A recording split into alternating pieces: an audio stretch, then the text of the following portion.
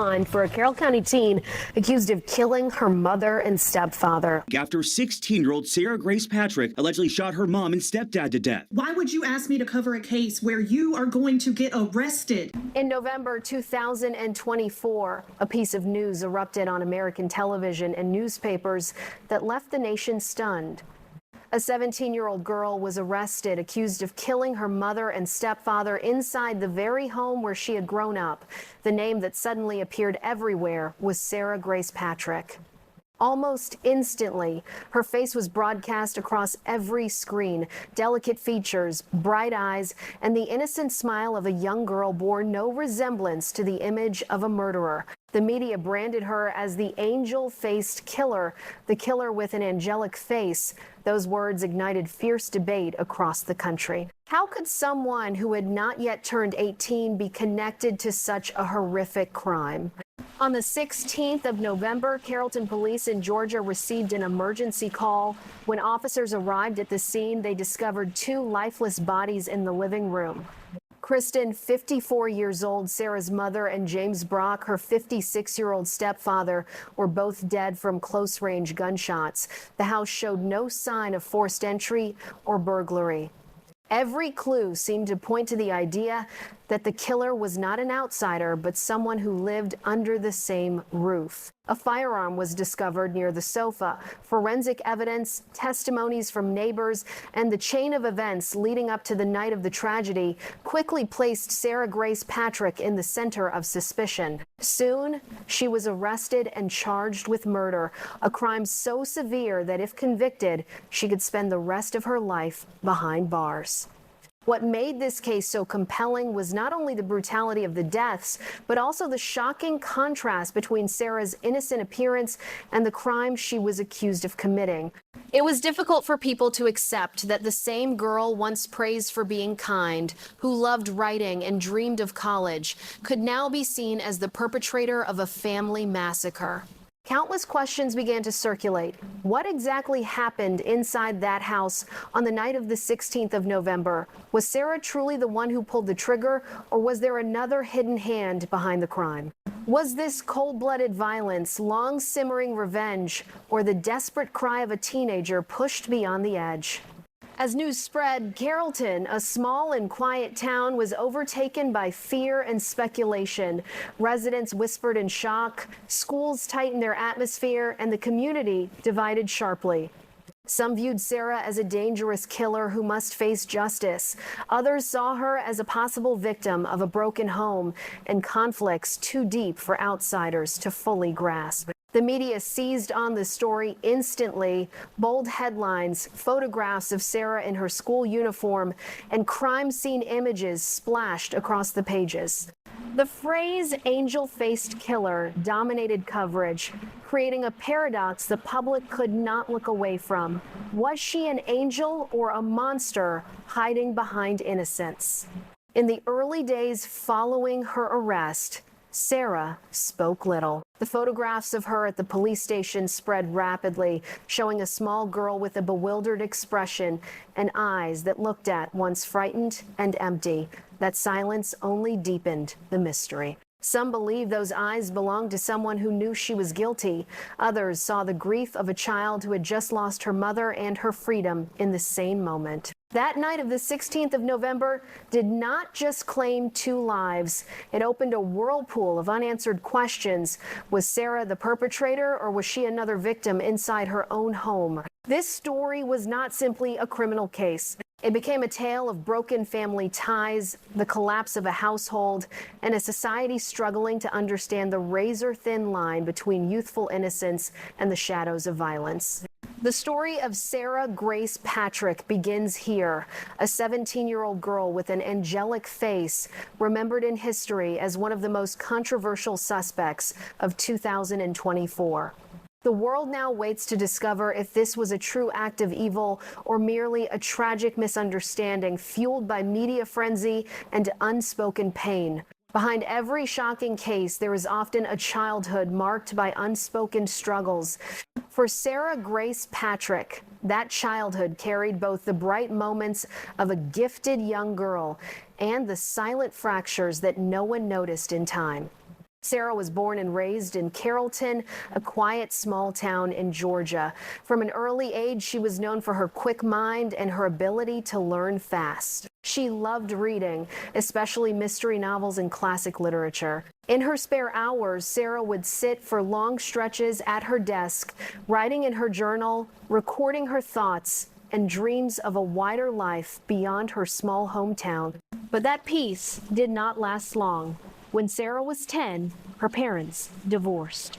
The breakup of the marriage left Sarah with mixed emotions, a sense of loss, anger, and the resignation of a child forced to grow up faster than her years. Kristen, her mother, took custody and raised her. To rebuild her life, Kristen later married James Brock, a middle-aged construction worker. From that moment, the small family entered an entirely new chapter. On the surface, it looked like a home pieced back together, but inside the gaps and tensions remained. Sarah and James never grew truly close. Though James tried to appear friendly, Sarah kept her distance. At times, she confided to friends that she felt uncomfortable at home. Classmates remembered her as a quiet student who rarely shared details about her family. Yet when she spoke of her mother, her voice often dropped with sadness. Some believe that the mother-daughter bond was no longer as close, especially after Kristen devoted much of her time to her new husband. For Sarah, it felt like a silent abandonment. At school, Sarah performed well. She loved literature and won small prizes in essay competitions. Teachers remarked that she had a vivid imagination and could write stories that moved readers. In her journal, she described her dream of becoming a writer, leaving Carrollton to study in a bigger city. Those pages revealed a soul filled with ambition yet weighed down by loneliness. Carrollton was a small community where everyone knew each other's affairs. The tensions in the Patrick family could not remain hidden forever. Neighbors sometimes overheard shouting from the house. Once police were called after a heated argument, though no physical violence was officially recorded, still the incident was enough to raise quiet doubts about what truly went on inside. As Sarah entered her teenage years, she began to change. She became quieter, less cheerful. Friends noticed that she often withdrew from social activities, preferring to stay alone with books or her computer. Some teachers worried when her grades occasionally slipped, as though her spirit was being pulled down by unseen weights. To many outsiders, Sarah appeared to be a gentle, well-behaved, even shy girl, but those who looked closely could see contradictions. She was both sensitive and quietly tense, a girl of emotions mixed with bottled conflict. No one could have imagined that these traits might one day lead to tragedy. Her relationship with James grew more strained. A few close friends recalled that she often complained about her stepfather's strict control from her schedule to her social life. In her journal, Sarah once wrote that she felt trapped inside my own home. Those words seemed ordinary at the time, but later investigators and lawyers would treat them as chilling clues. For Kristen, the roles of mother and wife often pulled her into painful compromise. She loved her daughter, but also wanted peace for her new marriage. At times, she chose silence when Sarah complained, hoping quiet would maintain balance. That silence, intentional or not, deepened the gulf between them. Despite inner struggles, Sarah tried to keep up a normal image at school. She joined a few extracurriculars, had a small circle of trusted friends, and sometimes laughed like any other 17-year-old girl. Yet only those closest knew that once she returned home, the smile faded. To her teachers, Sarah was a student with great potential. To her peers, she was a girl marked by intelligence and unusual depth. But in her own eyes, she likely felt trapped between two worlds. One world where she dreamed of freedom, and one within her family where every door seemed locked. It was within this tension that Sarah's childhood was written, not entirely unhappy, but never truly peaceful. A childhood marked by emotional gaps, divided loyalties, and a quiet loneliness that grew heavier with the years. Looking back at this larger picture, it becomes clear that the tragedy of November 2024 was not a sudden lightning strike. It was the culmination of long-standing conflicts, a silent journey leading to the edge. Her childhood, with its unresolved fractures, formed the fragile foundation for the coming storm. On the 16th of November, 2024, Carrollton lay in its usual quiet night. But inside the Patrick family's small home, a storm was building. That was the night when everything collapsed and the name of Sarah Grace Patrick changed from a dreamy teenager to the prime suspect in a shocking double murder. According to the investigation, around 8 p.m., neighbors heard loud arguments coming from the house. At first, they thought it was just another family dispute. Carrollton was not unfamiliar with such sounds, but this time the voices were full of fury, and the sound of things being struck made many uneasy. One witness later recalled seeing the lights in the living room flickering on and off as if someone was pacing back and forth in agitation. Then came silence. 10 minutes of stillness followed by 2 gunshots that tore through the night. When police arrived at around 8:30 p.m., the scene chilled them to the bone. Kristen, 54 years old, and James Brock, 56, lay lifeless on the floor. Both had died from close-range gunshot wounds. The smell of gunpowder lingered in the air. There were no signs of forced entry or burglary. Everything suggested that the killer was no stranger, but someone inside the home. A handgun was found on the table near the sofa, bearing fingerprints. Inside the house, only Sarah remained. When officers entered, the 17-year-old girl sat motionless in the corner, her wide eyes empty. She did not flee, did not resist. She simply sat in silence, staring into the void. That image haunted many officers. They said they had never seen a teenager like this. No tears, no screams, no explanations, only a chilling quiet, as though she had been separated from reality itself. Sarah was arrested that night. At the station, she stayed silent. When asked what had happened, she replied only once, "It is all over now." The words struck the public like a knife. Not a confession, not a denial, but a resignation. A cold sentence that ended every hope that it might be a mistake. The autopsy confirmed that both victims were shot from close range with no sign of violent struggle. Investigators concluded that the killer acted in frightening calm. No intruder was found. Doors and windows were intact. News spread swiftly. By the next morning, Sarah's name appeared on front pages nationwide. Her innocent face was shown beside the headline, "Angel-Faced Killer." The contrast shocked the public. It was almost impossible to reconcile the image of a kind schoolgirl with the act of killing her mother and stepfather. On social media, debates flared. Some said the evidence was overwhelming. Sarah was alone in the house. Her fingerprints were on the gun. No one else had entered. All logic pointed to her guilt. Others asked questions. Was Sarah herself a victim of family pressure and control, driven to a breaking point? Her friends were divided. Some swore she could never do such a thing. They remembered her as kind, thoughtful, and dreaming of becoming a writer. Others admitted she had complained of strict control and the feeling of being trapped at home. Their testimonies only deepened the split in opinion. In the days that followed, Carrollton was gripped by tension. The Patrick home was sealed off for investigation. Reporters swarmed the town, interviewing neighbors, teachers, and classmates. Everyone had a different story about Sarah, yet no one had an answer. The image of a fallen angel spread, feeding the fear that the line between innocence and violence was thinner than anyone imagined. That night did more than claim 2 lives. It fractured a community, sowed suspicion, and left America with a haunting question. What truly happened inside that small house? Was Sarah Grace Patrick a cold-blooded killer or a desperate teenager crushed under the weight of family fractures? The day Sarah Grace Patrick appeared in court, Carrollton seemed to hold its breath.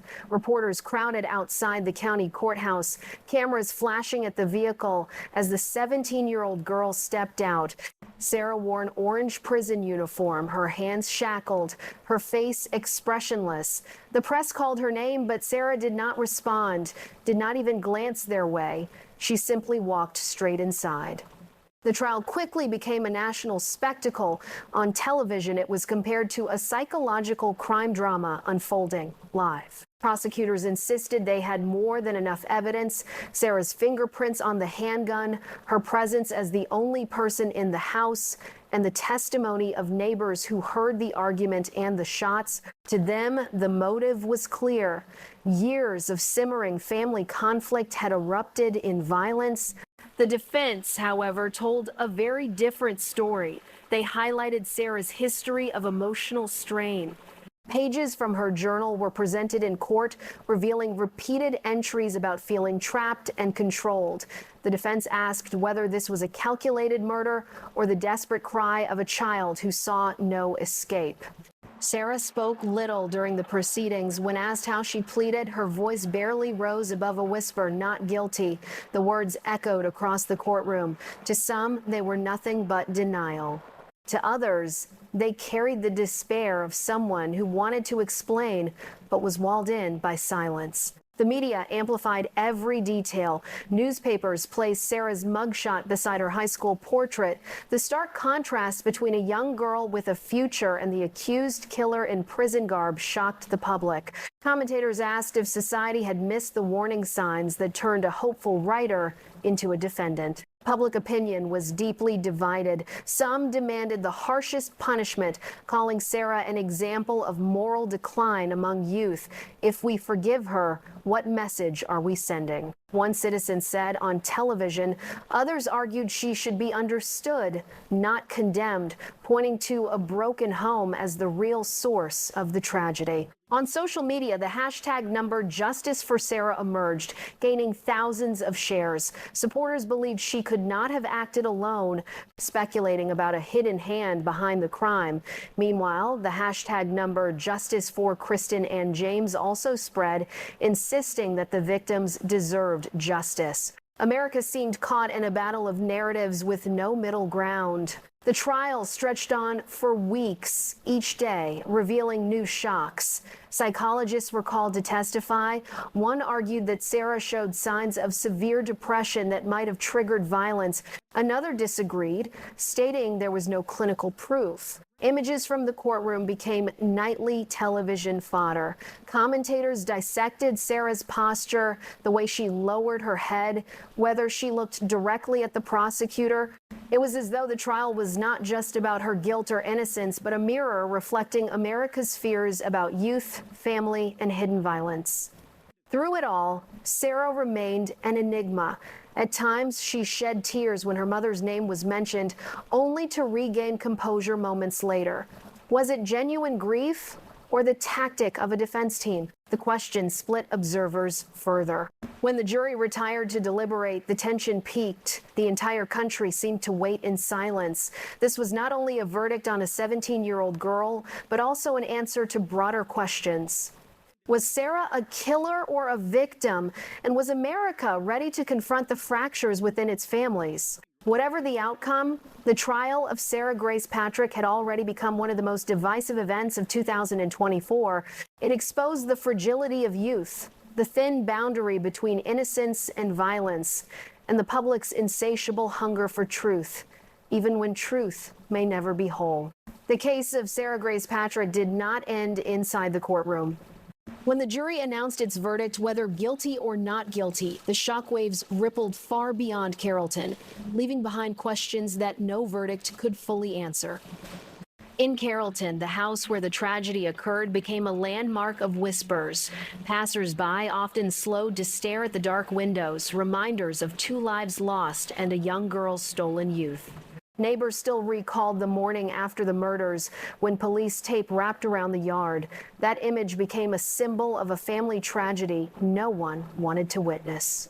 At school, Sarah's classmates were thrown into turmoil. Some admitted they could not sleep for nights, haunted by the thought that the girl who once sat beside them in English class was now called a killer.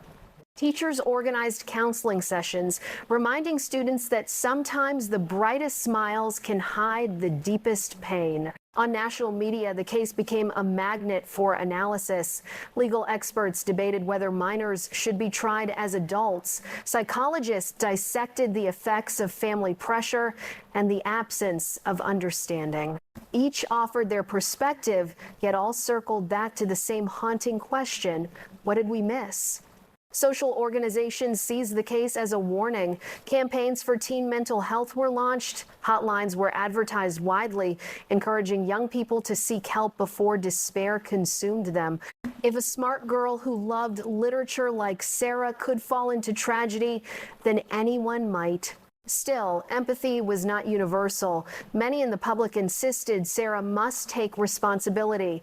They portrayed her as a symbol of youth's moral decline, arguing that pity would only embolden future tragedies. To them, justice meant punishment, regardless of age. Online debates raged endlessly. Some tasked Sarah as the tragic emblem of Generation Z, a cohort crushed under family, school, and social pressures. Others pushed back, saying painting her as a victim erased the true suffering of Kristen and James.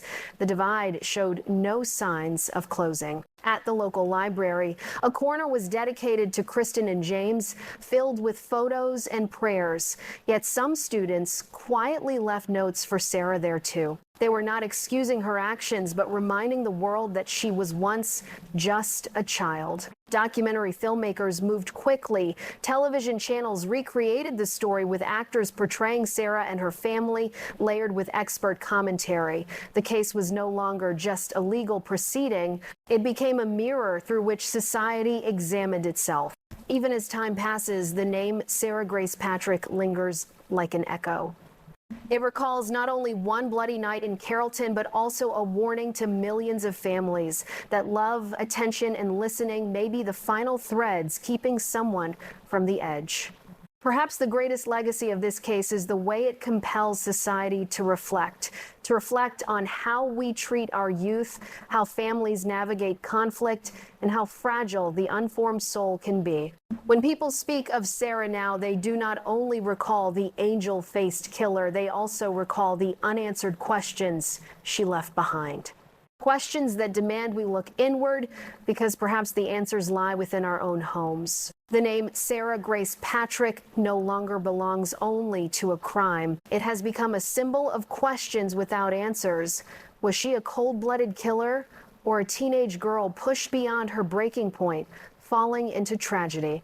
People may debate guilt and pain for decades, yet one truth remains. Sarah's story forced society to look inward, to examine how families love and listen, to question how the young endure pressure, and to acknowledge how fragile a human soul can be. When the courtroom lights fade, when the headlines stop, the question lingers. How many other Sarahs are struggling silently in the dark, waiting for a hand to pull them back? Perhaps Sarah's tragedy is not only about crime, it is a mirror held up to us all, because sometimes the most terrifying thing is not the act of violence itself, but the silence and neglect that gave it life. And if you have stayed with us to the end of this story, ask yourself, who is Sarah Grace Patrick in your heart, a criminal or a victim? Thank you for watching. Subscribe for more untold stories, unresolved cases, and human lives that leave us grieving, questioning, and searching for meaning. But the story does not end here. Sarah Grace Patrick is only one of many family tragedies that shook America. What about the other cases that left behind the same haunting questions? In our next video, we will uncover another shocking true crime case where secrets buried in the dark finally came to light. It is the story of another teenager drawn into the spiral of violence no one expected. Click the video on your screen to continue the journey with us, and make sure to subscribe so you will not miss the stories yet to come.